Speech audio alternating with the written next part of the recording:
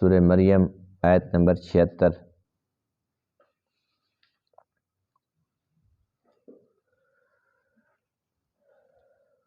اعوذ باللہ من الشیطان الرجیم، بسم اللہ الرحمن الرحیم۔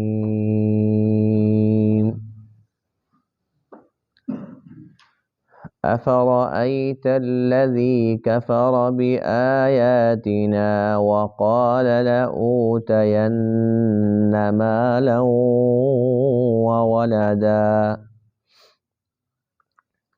أطلع الغيب أم اتخذ عند الرحمن عهدا كلا سنكتب ما يقول ونمد له من العذاب مدا ونرثه ما يقول ويأتينا فردا واتخذوا من دون الله آلهة ليكونوا لهم عزا كلا سيكفرون بعبادتهم ويكونون عليهم ضدا۔ صدق اللہ العظیم۔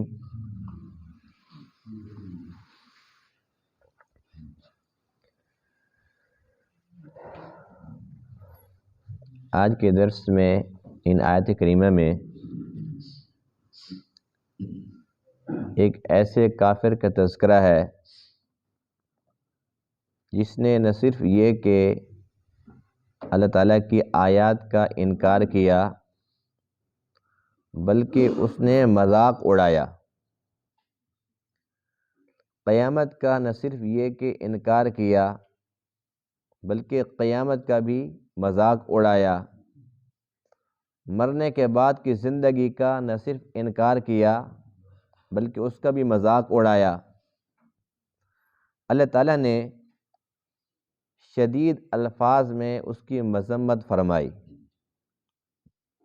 اور ارشاد فرمایا کہ جس چیز کا یہ انکار کرتا ہے، مذاق اڑاتا ہے، بہت جلد سب کچھ اپنی آنکھوں سے دیکھ لے گا۔ مرنے کے بعد کی زندگی کا منکر ہے، جب خود زندہ ہو جائے گا تو کیسے انکار کر پائے گا؟ جس قیامت کا انکار کرتا ہے، جب اپنی آنکھوں سے قیامت کے دن کو دیکھ لے گا تو کیسے انکار کر سکے گا؟ اللہ فرماتے ہیں کہ یہ ہمارے پاس اکیلا آئے گا۔ اگر اس کا خیال یہ ہے کہ میرے ساتھ مال و دولت، میری اولاد، سب کچھ میرے ساتھ ہوں گے قیامت کے دن، تو یہ اس کی خام خیالی ہے، اس کی بھول ہے، غلط فہمی ہے۔ اس نے اکیلے ہمارے پاس آنا ہے، اور جو اس نے بدبودار جملہ منہ سے نکالا، اللہ فرماتے کہ ہم نے وہ لکھ لی ہے۔ اس کو اس کا ضرور جواب بھی دینا ہوگا، حساب بھی دینا ہوگا۔ اور یہ شخص اور اسی جیسے اور بھی لوگ جو بدبخت ہیں، جنہوں نے اللہ کو چھوڑ کر بہت سارے الہ گھڑے ہوئے ہیں اور ان کے اوپر بھروسہ رکھ کر بیٹھے ہوئے ہیں، یعنی اللہ کو چھوڑ کر اللہ کے غیر کے اوپر بھروسہ رکھ کے بیٹھے ہوئے ہیں کہ قیامت قائم ہونی ہی نہیں، اگر ہو بھی گئی تو ہمارے تو یہ ہیں مددگار، یہ ہمارے کام آئیں گے، اور ہمیں کیا دقت ہے، کیا پریشانی ہے؟ اللہ فرماتے ہیں کہ جن الہوں پر ان کو ناز ہے اور یہ سمجھتے ہیں کہ یہ ہمارے لیے باعث عزت ہیں، قیامت کے دن سب سے پہلے وہی ان کے سامنے کھڑے ہوں گے اور ان کے دشمن بنے ہوئے ہوں گے اور ان کے خلاف اللہ کے سامنے گواہیاں دے رہے ہوں گے۔ اس لیے ایسے ہر ایک انسان کو اپنے اس برے عمل سے توبہ کرنی چاہیے اور اللہ کی آیات کا انکار نہیں کرنا چاہیے۔ اللہ کی ہر بات سچی ہے، اللہ تعالیٰ کی ہر بات کو بغیر سوچے سمجھے ماننا چاہیے اور اس کے مطابق زندگی گزارنی چاہیے، کہ اس کے بغیر کامیابی ناممکن ہے۔ افرأیت الذی، کیا پس دیکھا آپ نے اس شخص کو کفر بآیاتنا جس نے کفر کیا ہماری آیات کے ساتھ، وقالا اور کہا لأوتین مالا وولدا البتہ میں ضرور دیا جاؤں گا مال اور اولاد، یعنی یہ کہتا ہے کہ قیامت کے دن میرے پاس مال بھی ہوگا اور میری اولاد بھی میرے ساتھ ہوگی۔ اطلع الغیب، اللہ فرماتے ہیں کیا یہ غیب پر مطلع ہو گیا ہے، اس نے جھانک کر دیکھ لیا غیب کو؟ ام اتخذ عند الرحمن عہدا، یا یہ کہ اس نے رحمان کے پاس کوئی عہد بنایا ہوا ہے، اللہ کے ساتھ اس کا کوئی عہد معاہدہ ہے؟ کلا، ہرگز نہیں، ایسی کوئی بات نہیں ہے۔ سنکتب ما یقول، ضرور ہم لکھیں گے جو اس نے کہا، جو یہ کہتا ہے ہم نے اس کو لکھا۔ وَنَمُدُّ لَهُ مِنَ الْعَذَابِ مَدًّا، اور ہم لمبا کر دیں گے اس کے لیے عذاب کو بہت ہی لمبا کرنا۔ وَنَرِثُهُ، اور ہم اس کے وارث ہوں گے، ما یقول، جو یہ کہتا ہے۔ وَيَأْتِينَا فَرْدًا، اور یہ ہمارے پاس آئے گا اکیلا۔ وَاتَّخَذُوا مِن دُونِ اللَّهِ آلِهَةً، اور ان لوگوں نے اللہ کے علاوہ بہت سارے الہ بنا لیے ہیں، لِيَكُونُوا لَهُمْ عِزًّا، تاکہ وہ ان کے لیے باعث عزت ہوں۔ کلا، ہرگز نہیں، ایسا نہیں ہو سکتا۔ سَيَكْفُرُونَ بِعِبَادَتِهِمْ، ان قریب وہ انکار کر دیں گے ان کی عبادت کا۔ وَيَكُونُونَ عَلَيْهِمْ ضِدًّا، اور ہو جائیں گے ان کے خلاف دشمن، گواہی دینے والے۔ ان آیات کریمہ کے اندر اگرچہ ایک خاص کافر کا تذکرہ ہے، لیکن قرآن مقدس کی کوئی بھی آیت یا وہ آیات جن کے اندر کسی خاص بندے کا کوئی عمل ہو اور اس کا تذکرہ ہو تو اسی کے ساتھ خاص اور محدود نہیں ہوتی۔ قیامت تک آنے والا کوئی بھی شخص جس کے اندر اس قسم کی بری حرکات ہوں گی تو وہ بھی ان آیات کا مصداق ٹھہرے گا۔ ان آیات کا پس منظر یہ ہے کہ ایک صحابی رسول حضرت خباب رضی اللہ تعالیٰ عنہ، یہ وہ صحابی ہیں کہ جو پہلے غلام تھے، اس کے بعد آزاد ہوئے۔ آزاد ہونے کے بعد یہ اپنا کام کرتے تھے، لوہے کا کام کرتے تھے، لوہے کی بھٹی لگا رکھی تھی، اور کوئی ان کے پاس آتا تھا نیزہ بنا دو، کوئی آتا تھا تلوار بنا کر دے دو۔ ظاہر لوہے کا جو بندہ کام کرتے تو لوہے کے جو اس وقت کے اوزار تھے وہی بنایا کرتے تھے۔ تو اب عاص بن وائل، یہ ایک بدبخت ہے، کافر ہے، یہ آتا ہے اور آ کر کہتا ہے کہ مجھے بھی ایک تلوار بنا کر دے دو۔ بنا دی، کام جو تھا، کہتے ہیں پیسے پھر دے دوں گا۔ آپ نے بنا دی، کافی دنوں کے بعد اس کے پاس گیا کہ بھئی آپ نے میرے پیسے دینے ہیں، میں نے آپ کو تلوار بنا کر دی تو پیسے تو دے دو۔ انہوں نے کہا پیسے تو دے دوں گا، شرط یہ ہے کہ تم اپنے دین کو چھوڑ دو، مرتد ہو جاؤ۔ حضرت خباب کہنے لگے کہ میں کیوں چھوڑوں؟ بھئی میں نے مزدوری کی ہے، تو نے میری مزدوری دینی ہے، اجرت دینی ہے، کہ میں بھیک مانگنے آیا ہوں؟ میں اپنا حق مانگنے آیا ہوں؟ تجھے اپنا دین مبارک، مجھے اپنا دین مبارک، تو اپنے کام سے کام رکھ، مجھے پیسے دے۔ وہ کہتا ہے نہیں، ایسے تو پیسے نہیں دوں گا، یا تو یہ کہ دین چھوڑ دو، یا یہ کہ نعوذ باللہ اپنے نبی کی گستاخی کرو۔ تو حضرت خباب رضی اللہ عنہ فرمانے لگے کہ اگر تو مر جائے، مرنے کے بعد پھر دوبارہ زندہ ہو جائے، میں تب بھی یہ کام نہیں کروں گا۔ آپ کی بات اچھی تھی کہ بری تھی؟ اچھی تھی۔ اب اس بندے نے پتہ کیا کہا؟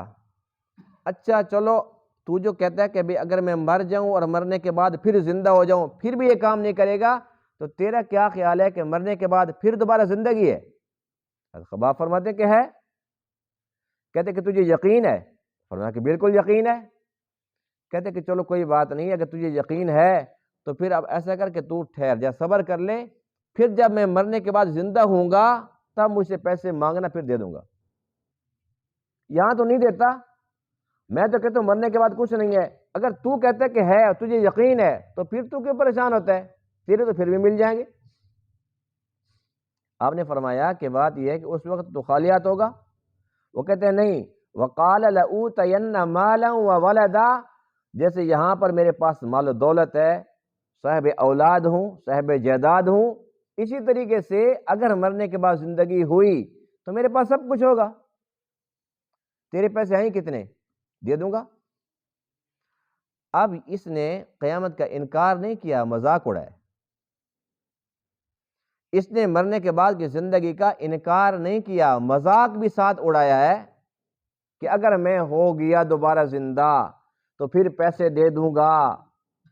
تو کیا تیرے ساتھ پیسے ہوں گے؟ مرنے کے بعد کون ایسا بندہ جس کے ساتھ پیسے گئے ہوں کہ وہ دفن ہو تو پیسے بھی ساتھ دفن ہوئے ہو؟ اس نے قیامت کا، مرنے کے بعد کی زندگی کا مذاق اڑایا۔ اللہ تعالیٰ نے شدید الفاظ میں مذمت فرمائی کہ یوں کہتا ہے کہ میں ضرور مال اور اولاد دیا جاؤں گا۔ اطلع الغیب، کیا یہ غیب کو جھانک کر دیکھ رہا تھا؟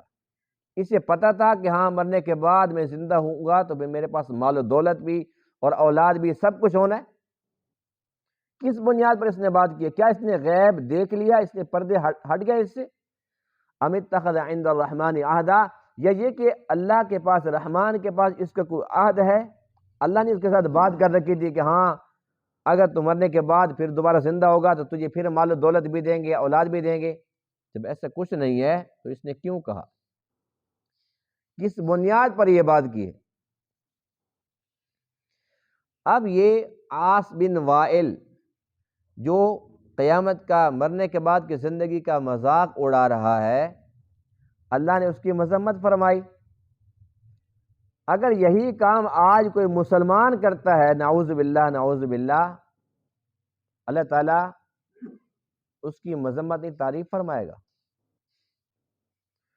اب یہ جو باتیں ہیں بہت بڑی ہیں، بہت بری باتیں ہیں، لیکن ہم مسلمان بھی تو قیامت کو یوں سمجھتے ہیں جیسے کوئی کھیل تماشا ہو۔ اگر کوئی لین دین کی بات آ جائے اور کوئی کہتا ہے جی بس میں تو قیامت کے بعد ہی دوں گا، تو کہتے ہیں چلو ٹھیک ہے۔ اور بعض لوگ کہتے ہیں ٹھیک ہے ابھی قیامت کے وقت پھر ملیں گے، یعنی کہ مذاق ہو گیا نا۔ یوں تو نہیں کہا کہ جی میں مانتا نہیں ہوں قیامت کو، لیکن ایک بندہ کہتے ہیں جی پھر قیامت کے دن تو ہے، یعنی کہ وہ تو ڈرا رہا ہے، ہو سکتا ہے کہ قیامت کے دن سے ڈر جائے، میرے پیسے دے دے، میرا حق دے دے مجھے۔ اور آگے سے کیا کہتے ہیں؟ چلو بس ٹھیک ہے پھر قیامت تک صبر ہی کر لو، کوئی بات نہیں۔ اس کا مطلب کیا ہے؟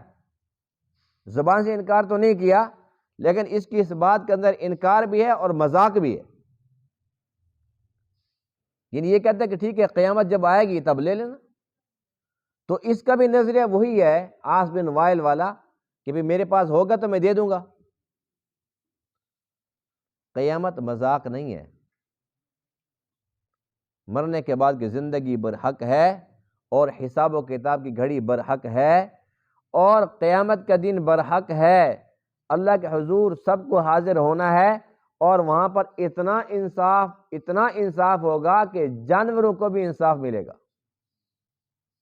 حدیث پاک میں ہے کہ ایک سینگوں والی بکری نے بغیر سینگوں والی کو دنیا کے اندر مارا تھا، قیامت کے دن اللہ تعالیٰ اس کے سینگ لے کر بغیر سینگ والی بکری کو دے گا، اور اس کو حکم ہوگا کہ اس کو ٹکر مار اپنا بدلہ لے، اس کو بھی انصاف ملے گا۔ اور اس کے بعد پھر اللہ فرمائے گا کہ اب تم دونوں مٹی ہو جاؤ، کیونکہ جو جنت ہے، جنت میں وہ تو انسانوں کے لیے، جنات کے لیے ہے، جانوروں کے لیے نہیں ہے۔ انصاف جانوروں کے لیے بھی ہے۔ جب اللہ تعالیٰ جانوروں کو اس طریقے سے انصاف دلائے گا تو جو انسان ہے کیسے ممکن ہے کہ وہاں پر کوئی بندہ بچ جائے؟ تو اس لیے خدا نہ خواستہ اگر کسی بندے نے کبھی زندگی میں ایسا بولا ہو، اسے اللہ کے حضور توبہ کرنی چاہیے اور آئندہ کے لیے احتیاط کرنی چاہیے۔ بسا اوقات ایسا ہوتا ہے کہ انسان منہ سے ایسے بول نکال دیتا ہے کہ انسان کفر کے اندر داخل ہو جاتا ہے، اس کو پتہ بھی نہیں چلتا۔ اور انسان ایسا بول جب منہ سے نکالتا ہے اور وہ کفر کے اندر داخل ہو جائے تو اس کی پچھلی ساری نیکیاں ختم ہو جاتی ہیں، اس کی ساری کی ساری عبادت ختم ہو جاتی ہے۔ اگر کفر یا بول منہ سے نکل جائے تو شریعت کا مسئلہ یہ ہے کہ اس کا نکاح بھی ختم ہو جاتا ہے۔ یعنی کہ بڑا سخت مسئلہ ہے، بڑا نازک مسئلہ ہے یہ کوئی مذاق نہیں ہے، کوئی کہانی کی بات نہیں ہے کہ جو دل میں آئے بس بندہ کہتا رہے۔ ہم اللہ تعالیٰ کے بندے ہیں، اس کے احکام کے پابند ہیں، ہم ایسی فضول بات منہ سے نکال ہی نہیں سکتے۔ اب اس نے کیا کہا؟ کہتے جی میرے پاس مال و دولت سب کچھ ہے، تو کہتے ہیں خباب کو تو آ جانا، پھر لے لینا۔ جب تو کہتا ہے کہ مرنے کے بعد پھر زندگی ہے، قیامت بھی ہے، تو پھر پریشانی کی کون سی بات ہے، آ کر لے لینا۔ اچھا ایک اور بات، اس دنیا کے اندر اگر کوئی بندہ کسی کا حق غصب کر لیتا ہے، وہ زمین ہے، جائیداد ہے، مال و دولت ہے، کوئی بھی چیز ہے، اس نے کسی کا حق غصب کر لیا اور وہ مطمئن پھر رہا ہے، نہ وہ بیمار ہوتا ہے، نہ اسے کوئی تکلیف ہوتی ہے، وہ کہتے ہیں جی میں تو کھا پی کے ہضم کر چکا ہوں اور میرا ہاضمہ اچھا ہے، مجھے کچھ نہیں ہوا، تو یہ بہت زیادہ پھٹکار کی بات ہوگی۔ یعنی کہ ایک بندہ وہ ہے کہ جس کو دنیا کے اندر تھوڑی سی پکڑ ہو جائے نا، اس کے اوپر پھٹکار تھوڑی پڑے گی، اور جس کو لمبی مہلت مل جائے، یوں سمجھ لو کہ اللہ تعالیٰ نے اس کے اوپر کوئی بہت بڑی آفت ڈالنی ہے، کیونکہ دنیا کے اندر کسی کو تکلیف آ جائے تو یہ عارضی ہوتی ہے، یہ چھوٹی تکلیف ہے، جو آخرت کی تکلیف ہے وہ بہت بڑی ہے۔ جو فرعون نے اس کے بارے میں لکھا ہے کہ زندگی بھر کبھی اس کے نہ بخار ہوا تھا، نہ اس کے سر کے اندر درد ہوا تھا، یعنی کبھی بیمار ہی نہیں ہوا، کبھی بیمار ہی نہیں ہوا، یعنی اللہ نے اس کو کتنی لمبی مہلت دی، دنیا کے اندر لمبی مہلت دی، اور اس کے بعد سزا کتنی بڑی دی کہ آج تک وہ عبرت کا نشان بنا ہوا ہے، آج تک عبرت کا نشان ہے اور گالی بن چکا ہے فرعون، اور جو اس کو آخرت میں عذاب ہونا ہے وہ بہت بڑا ہے۔ اس لیے کسی کا بھی حق غصب نہیں کرنا چاہیے، کسی کا حق نہیں کرنا چاہیے۔ اگر کوئی ہمارا کھا جاتا ہے تو ہم نفع میں، جو کھانے والا ہے وہ خسارے میں ہے۔ اگر کسی بندے نے ناپ تول کے اندر کمی کی ہے اور اس نے تھوڑا سا مال اپنا بڑھا لیا ہے، جس نے بڑھا لیا یہ نقصان میں ہے، اور جس کی اس نے چوری کی ہے وہ بندہ نفع میں۔ اس لیے کہ چور کا گھر کبھی بھرتا نہیں ہے، جس کے گھر چوری ہوتی ہے اللہ تعالیٰ اس کو پھر دے دیتا ہے۔ چور ہمیشہ چوری رہتا ہے، اس کی کبھی پوری نہیں پڑی۔ اس لیے عزم کر لیں کہ کچھ بھی ہو جائے، بھوک پیاس سے مر سکتے ہیں لیکن کسی کا حق نہیں کھائیں گے، 1 روپیہ بھی نہیں کھانا چاہیے، کہ بظاہر تو 1 روپیہ لیکن آخرت کے لحاظ سے یہ بہت بڑا ہے، یہ ہماری نیکیوں کا دشمن ہے، ہماری نیکیاں چٹ کر جائے گا۔ ہم اپنے معاملات کو درست رکھیں، اس لیے کہ جو آدھا دین ہے یہ معاملات میں ہے، آدھا دین ہے عبادات میں۔ آج کل نمازوں پہ تو بڑا زور ہے، تسبیحات پہ بڑا زور ہے، لیکن معاملات کے اندر بالکل زیرو ہیں۔ جو بندہ تہجد کا پابند ہو، بڑا متقی پارسا ہو، اس کا لین دین ٹھیک نہ ہو، سیدھا جہنم میں جائے گا۔ اس لیے کہ حدیث پاک میں کہ جو پل صراط ہے نا، جو پل صراط کا پل ہے جو جہنم کے اوپر بچھا ہوا ہے، اس میں چیک پوسٹیں بنی ہوئی ہیں۔ سب سے پہلے ایمان کے بارے پوچھا جاتا ہے، اگر کافر ہے تو وہیں سے نیچے جہنم ہے، اگر مومن ہے اس کے بعد پھر نمازیں، پھر روزہ، سب سے آخر میں حقوق العباد ہے، یعنی کہ اس نے ساری چیک پوسٹیں اس نے عبور کر لی ہیں، آخر میں حقوق العباد کے اندر آ کر پھنسا، نمازیں بھی پوری، روزے، حج، زکوٰۃ سب کچھ مکمل، لیکن بالآخر اس نے جہنم کے اندر چلے جانا ہے۔ تو اس لیے جو معاملات ہیں یہ بہت زیادہ اہم ہے، کیونکہ اللہ تعالیٰ تو صمد ہے، بے نیاز ہے، وہ چاہے تو اپنے سارے کے سارے حقوق ایک دم سے معاف فرما دے، لیکن جو بندوں کے حقوق ہیں وہ بڑے مشکل ہیں۔ جب ایک بندے کو پتہ چل جائے کہ فلاں نے میرا حق کھایا ہے، اب اس کی نمازیں مجھے مل سکتی ہیں یا میری برائیاں اس کے کھاتے میں جا سکتی ہیں، تو وہ کیوں معاف کرے گا؟ بہرحال قیامت کا دن بہت سخت ہے، اللہ فرماتے ہیں لیوم عظیم، بڑا دن، وہ بہت بھاری دن ہے، بڑا دن ہے، اس دن کی ابھی سے ہمیں تیاری کرنی ہوگی، اس دن پر ہمیں کامل یقین ہے۔ اس لیے خدا نہ خاصہ کوئی بندہ اگر یہ کہتا ہے یہ قیامت کے دن، تو ہمیں ڈر جانا چاہیے، ہم ایسی بات نہ کہیں کہ ہاں ٹھیک ہے قیامت کے دن ملیں گے، نعوذ باللہ من ذالک۔ تو اللہ فرماتے ہیں کہ اس نے جو باتیں کی، عاص بن وائل نے، سنکتب ما یقول، جو اس نے کہا ہم نے اپنے پاس محفوظ کر لیا، لکھ لیا، سزا یہ ہے وَنَمُدُّ لَهُ مِنَ الْعَذَابِ مَدًّا، کہ ہم اس کا جو عذاب ہے وہ لمبا کر دیں گے، بڑھا دیں گے۔ یہی وہ قیامت کا دن ہے جس کو یہ مذاق سمجھ رہا تھا کہ ٹھیک ہے وہیں ملیں گے، وہیں دے دیں گے۔ قیامت کے دن صورتحال یہ ہوگی کہ ہر نبی نفسی نفسی، ہر نبی پکار رہا ہوگا نفسی نفسی، یہاں تک کہ کوئی نبی کسی کے حق میں سفارش کرنے کے لیے تیار نہیں ہوگا۔ اور حضرت عیسیٰ علیہ السلام لوگوں کو بتائیں گے کہ اگر سفارش کروانی ہے تو صرف اور صرف اللہ کے جو آخری نبی ہیں اس کے محبوب پاک ہیں ان کے پاس جاؤ۔ اور حدیث پاک میں ہے کہ حضور علیہ السلام بھی جب مقام محمود پر آئیں گے اور اللہ کے حضور سجدہ ریز ہوں گے، پتہ کتنے لمبا سجدہ ہوگا؟ دنیاوی زندگی کے حساب سے جو ہماری گنتی ہے مہینے دن سال، 10 سال کا سجدہ ہوگا۔ کتنا؟ جی 10 سال کا سجدہ اللہ کے محبوب پاک فرمائیں گے۔ اس کے بعد پھر اللہ فرمائیں گے کہ آپ اٹھو، سر اٹھاؤ، آپ کو اجازت ہے کہ آپ سفارش کرو۔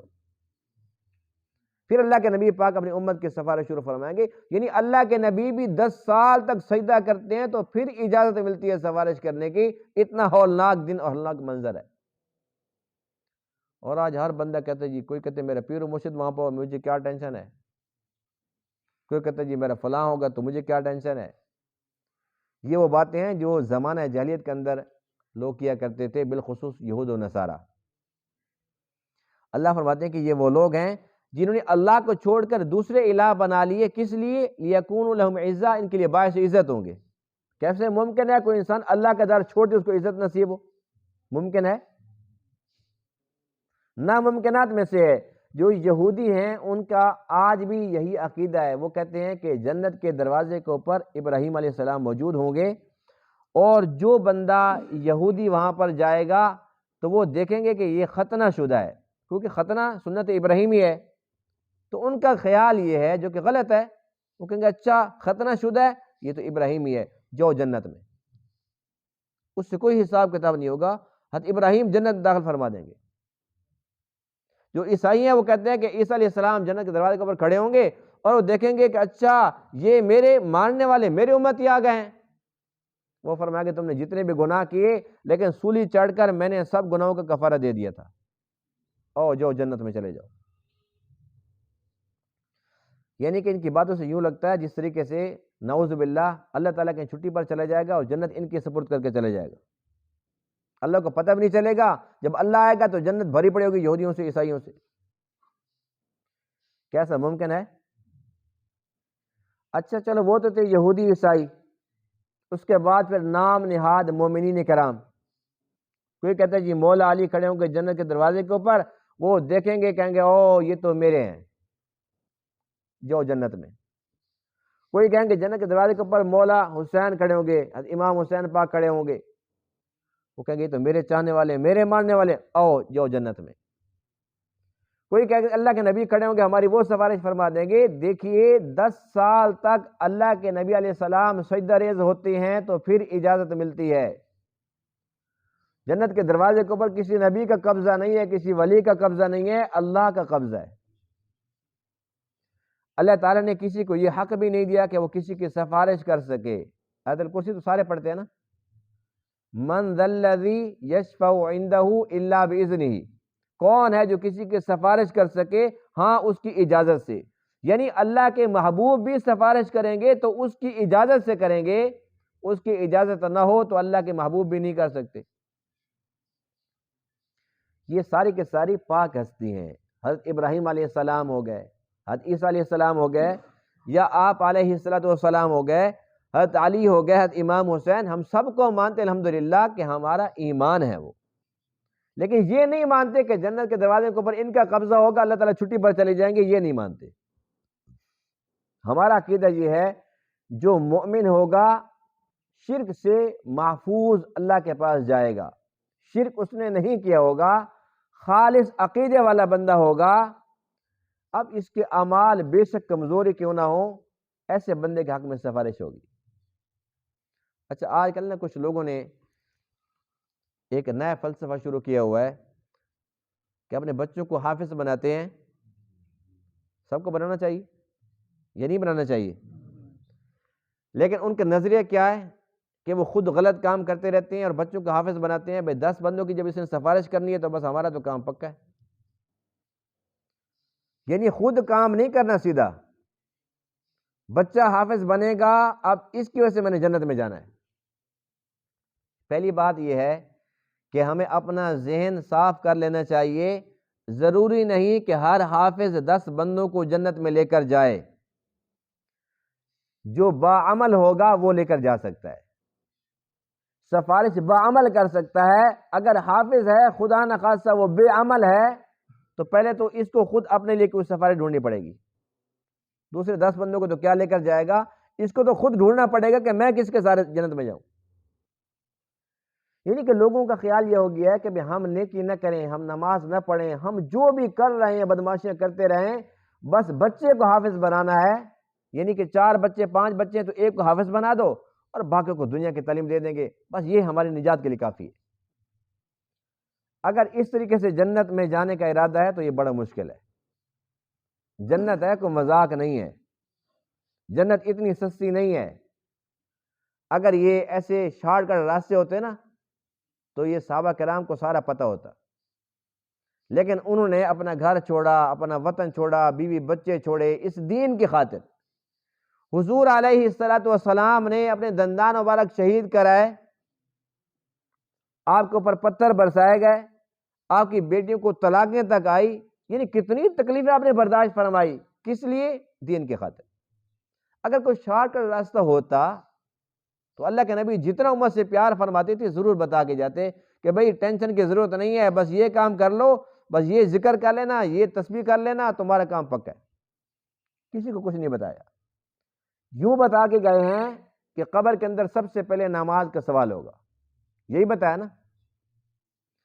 اور سب سے آخری بات جب آپ دنیا چھوڑ کر جانے لگے، سب سے آخری بول جو منہ مبارک سے نکلا، الصلاۃ وما ملکت ایمانکم، یہ 2 بول تھے، نماز کا خیال کرنا، اپنے ماتحتوں کا خیال کرنا۔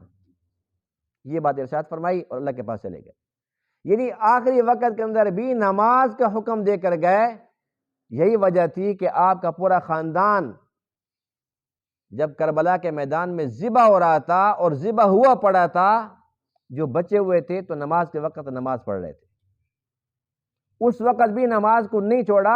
ورنہ وہ کہہ سکتے تھے کہ جب اگر ہم حافظ بناتے ہیں بچے کو اور ہمیں ٹینشن ختم ہو جاتی ہے، تو اللہ کے نبی کا گھرانہ تو کتنا پاک تھا، انہیں کیا ضرورت تھی اس وقت سجدے کرنے کی؟ جن کا بچہ حافظ تھا اور باعمل حافظ تھے، وہ جانتے تھے کہ جب نبی پر نماز معاف نہیں ہے تو امتیوں پر کیسے معاف ہو سکتی؟ تو اس بات کی ضرورت ہے کہ ہم جنت کے شارٹ کٹ چھوڑ دیں، جو سیدھا راستہ ہے اس راستے کو اپنائیں، جس کے لیے ہم ہر روز دعائیں کرتے ہیں، اہدنا الصراط المستقیم، اہدنا الصراط المستقیم، اللہ صراط مستقیم پر چلا۔ وہ شارٹ کٹ نہیں ہے، وہ سیدھا راستہ جس کے اندر پورا کا پورا دین ہے، جس کے اندر اللہ کے حقوق بھی ہیں، اللہ کے بندوں کے حقوق بھی ہیں۔ اس راستے پر چلیں گے تب کامیاب ہوں گے۔ خدا نخواستہ اس راستے سے ہم بھٹک جاتے ہیں اور اپنی منمانیوں پر اتر آتے ہیں تو یاد رکھیے پھر ہمارے حق میں اللہ کے نبی بھی سفارش نہیں کریں گے، پھر ہمارے بچے اگر حافظ ہوں، قاری ہوں، عالم ہوں تو وہ کیوں کر پائیں گے؟ جب اللہ کے نبی اپنے سگے چاچا کی سفارش نہیں کر سکتے کہ ان کے اندر جو بنیادی چیز ہے ایمان وہ نہیں ہے، ابراہیم علیہ السلام اپنے سگے والد کی سفارش نہیں کر سکتے تو عام یہودیوں کی کیسے کر لیں گے؟ وہ حضرت عیسیٰ علیہ السلام ان عیسائیوں کی کیسے سفارش کر لیں گے جو کہتے ہیں کہ عیسیٰ اللہ کا بیٹا ہے؟ اس سے بڑا شرک کیا ہو سکتا ہے؟ اللہ کے جب بیٹے ہی مان لیا اور 3 الہوں میں سے ایک الہ مان لیا، اتنا کھلے عام شرک کرنا اور پھر یہ کہنا کہ عیسیٰ علیہ السلام نعوذ باللہ سولی پر چڑھے تھے اور سارے عیسائیوں کی طرف سے گناہوں کا کفارہ ہو چکا ہے، حالانکہ نہ وہ سولی چڑھے ہیں، وہ تو اللہ تعالیٰ نے ان کو اٹھا لیا، آج بھی وہ زندہ ہے آسمانوں کے اوپر، اور قرب قیامت میں وہ نیچے پھر تشریف لائیں گے اور پھر زندگی بسر کریں گے، اس کے بعد پھر وہ فوت ہوں گے، یعنی کہ وہ تو ابھی زندہ ہیں، سولی چڑھے نہیں ہیں۔ جب یہ بات غلط ہے تو اگلی سے زیادہ غلط ہے۔ اس لیے ہمیں چاہیے کہ ہم اپنے اعمال پر توجہ دیں۔ انسان کے ساتھ نہ مال نے جانا ہے، نہ اس کی اولاد نے، انسان کے ساتھ اس کے اعمال جائیں گے۔ اگر ہم نے اچھے اعمال کر لیے تو قبر کے اندر نہ کوئی وحشت نہ کوئی تنہائی کا احساس ہوگا، اس لیے کہ نیک اعمال نیک شکل میں آئیں گے، اور انسان اس وقت اتنا خوش ہوگا ان کے ساتھ بہت جلد مانوس ہو جائے گا کہ یہ تو بہت اچھے اعمال ہیں، بہت پیاری شکل میں ہیں، جو بتائیں گے کہ میں تیرا قرآن ہوں، میں تیری نمازیں ہوں، تو انسان کتنا خوش ہوگا۔ خدا نہ خواستہ ہم نے برے اعمال کر لیے اور وہ بری شکل کے اندر وہاں پر آ گئے تو ہمارا پیچھا نہیں چھوڑیں گے، اور نہ ہم ان سے بچ سکتے، نہ ہم ان سے بھاگ سکتے۔ تو ہر بندے کے پاس اختیار ہے، وہ کیا چاہتا ہے کہ قبر میں اس کے ساتھ کیسے اعمال جائیں اور کس شکل والے اس کے اعمال اس کے سامنے پیش ہوں۔ آج اختیار ہے، ہمیں چاہیے کہ اس اختیار کو استعمال کریں تاکہ قبر کی تنہائی اور وحشت ختم ہو۔ اللہ تعالیٰ تمام باتوں کو سمجھنے عمل کرنے کی توفیق عطا فرمائے۔ وآخر دعوانا الحمد للہ رب العالمین۔